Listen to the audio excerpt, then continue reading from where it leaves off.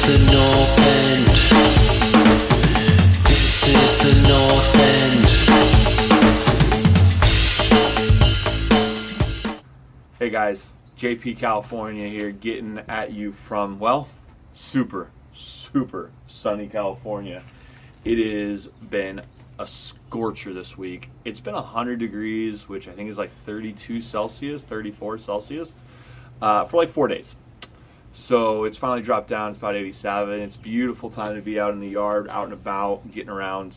But instead, I had to watch what was just a brutal match from Villa, and our fourth loss in a row. And things are becoming very, very clear. I feel like sometimes I get a little repetitive at this point, but I'm going to keep it going because, it seems I'm starting to get some followers and some likers on this video. So, first off, if you guys like what you guys see, like and subscribe. Take the video, share it, make fun of me. I don't care. Critique me, argue me. But yeah, get after it. Don't be a keyboard warrior. Just have fun with it. So, Saturday, April 9th, 2022, Aston Villa played Tottenham at home. These are the 5 things we learned about that match. One of the biggest things I got to say was Ezri Konsa's performance was crap. Just pure, utter, unfiltered horseshit. And our fellow podcaster, YouTuber, Luke Connolly, really believes Ezri Konsa is a future England center back, and I was kind of agreeing with him maybe in the future. He had a great season last season, but he's struggled this season, and I don't know if he's going to make it past the summer. I think he's going to get sold, and I don't think I'm going to miss him, honestly. It's getting to the point where he's a shell of his former self. He has not been playing well, and I attribute all 3 first goals to him. And some would think that the third one's not his goal, but I'm sticking to it. I think it is his goal. Oh, there's a car driving behind me. I honestly think the third goal was his fault. He steps up about 15 yards to tightly mark Kane, who literally checks his shoulder. See Konsa's on him, gives a soft flick, and he's gone. If Konsa had read that well, he would have understood that he's leaving a huge gap between him. Because Tyrone Mings had been pulled wide left, Cash was pretty wide right, and he is the lone center defender marking Harry Kane and a lot of space. Nowhere in defending rulebook should you step there. It should be about containing. It should be about allowing your offender to get the ball, but making sure everything slows down as much as possible to give players time to get in around you. And instead, he went 100% on Kane's back for the third goal. The first goal, I don't even know what he's doing. He headed that thing like 1 foot. It looked like he was heading a flat ball. And the third goal was another poor aerial presence from him. I just don't see what he is giving us that is better than Chambers right now. I think he should be dropped, not just for the next match, but for at least 4 or 5 matches. I just don't think he's performing up to his ability. I don't think he has been the same since Dean Smith left, and I don't know if he's the future of Aston Villa anymore.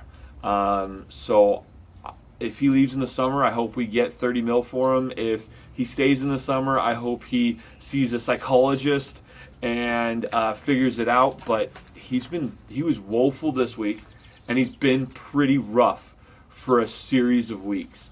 I hope he can get it back because I really like Ezri Konsa as a performer.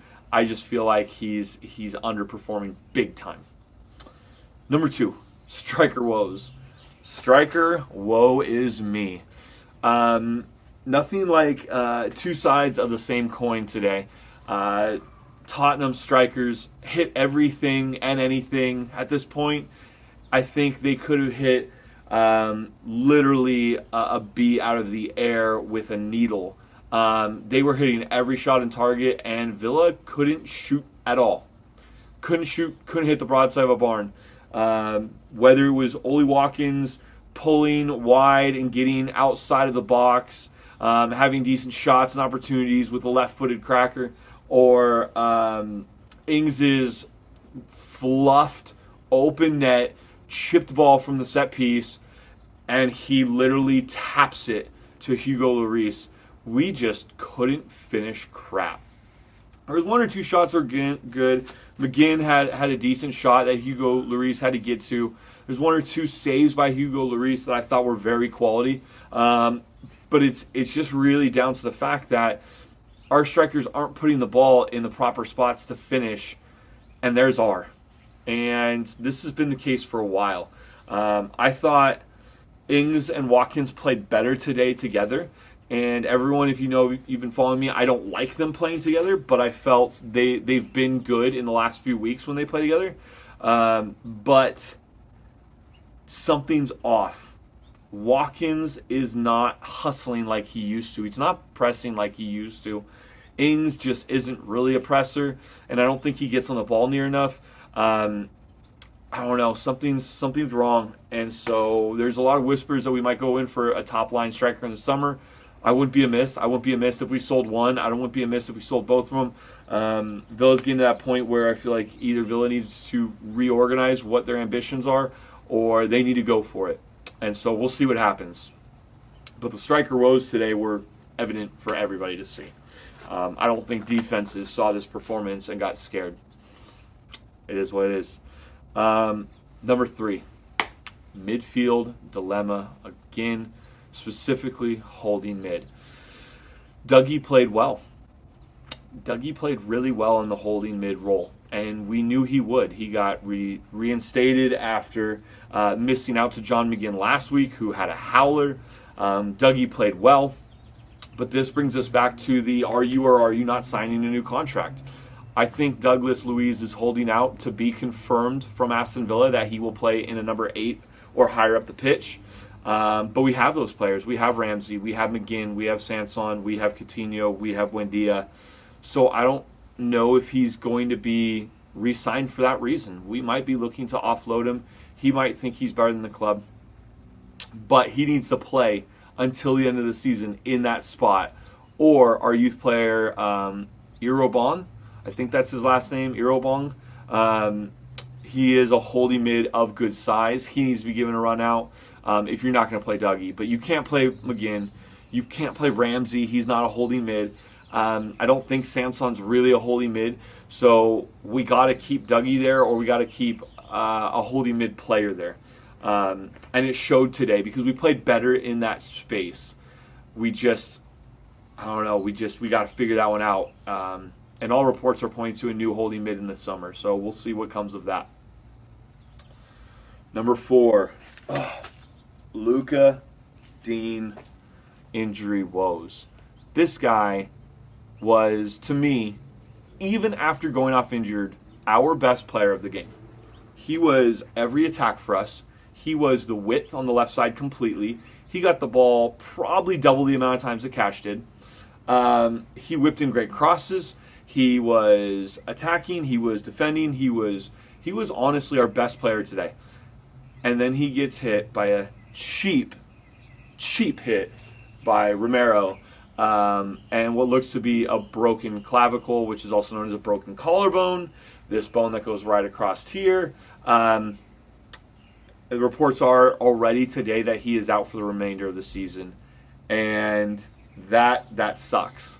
You know, I feel like he's been off and on with injuries since he's came to Villa. I think he's looked amazing. I have no problem with him starting over Target. But now us sending Target out on loan looks silly. Us sending Kessler Hayes out on loan looks silly. Because now all we have for left back, all we have is a 36-year-old Ashley Young. So he's going to be a big miss. He's going to be a huge miss. But I hope Dean stays positive. I hope he comes back in the summer. Thankfully, I don't believe a collarbone is that long of an injury. I believe it's about 4 months in the modern days. So fingers crossed. You know, hopefully he can come back over the summer and be ready to go for next season, ready to go. And number 5, Steven Gerrard himself. this result really screams to me that Steven Gerrard has a limited time at Villa. Everyone always knew he had a limited time. He clearly wants the Liverpool job. He's going to try and be getting the Liverpool job. But what has exactly changed under Steven Gerrard than from Dean Smith? Can we pull in the players like Luka Dean and Philip Coutinho? Yeah, we can get the bigger names now.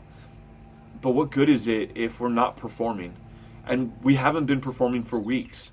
We get a few wins here and there, but we go on losing streaks and soft winning streaks. And to me, that's not consistent of a top-level team. That's not consistent of a top half team. That's an 11th to 15th place team. And Villa should be striving for more than that with the amount of investment they've put in. You know, we didn't put a huge amount, 25 million in January.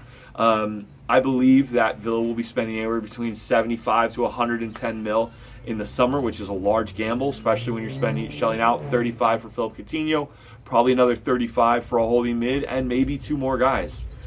There's going to be a big turnover this summer. I expect 3 or 4 guys to be sold, and I expect 4 or 5 guys to come in. But that will make it Steven Gerrard's team. And at that point, he's on a timer. Because for right now, I look at this team and I don't see that much change. Especially when Steven Gerrard had a chance to really put his move in, put his signature style in, and perform at the highest ability. But he lost some simple matches. He lost the game to Watford, Newcastle, Brentford, and he tied Leeds in that calamity draw. Those games should not have gotten out of control. Those should have been better results than 1 point between the 12 of them. So he really does need to look at himself, and it's clear in his interviews that he is A, extremely frustrated with the players and the style of play and the results, and B, he is clearly a winner. He is pushing these guys. He wants those wins, and his hands are a little tied. But I expect top-level coaches to change performances. I expect top-level coaches to bring an uptick in results, kind of like Conte has done at Tottenham. And I just don't see Villa doing that under Steven Gerrard. So is Steven Gerrard the fix that Purslow wanted? I don't know yet. I'm starting to have some big doubts. But what I do know is we are getting the bigger names. And hopefully the bigger names this summer will result in more wins. Those are my 5 things. Konsa's shitty performance. Striker woes. Holding mid dilemma. Luka Dean injury. And Steven Gerrard, your head is on the chopping block. There's a time limit on you. So, Villa fans, EPL fans, Tottenham fans, what do you think? Get at us in the comment section. Like and subscribe to the video. Check out the North End YouTube channel. And all the way here from sunny Southern California, JP California, wishing you guys a great weekend. Have a good one, everyone. This is the North End. This is the North End.